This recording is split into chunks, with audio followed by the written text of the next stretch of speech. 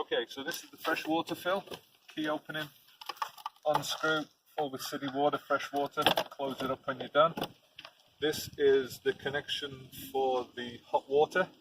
It's got a grate on it right now, just stopping kind of bugs going inside. Over here, this is where it used to be the old battery system before we changed it. Now we've got a great storage system. You can put all your jacks here to level up the side of the RV when you're done. Also got some spare oil back there. It goes inside, simply closes up when you're done. Nice and easy. Two outside AC sockets, 110 volt each, both live. You can use them anytime you want. No generator on, just plug in and off you go. Access to the fridge right here.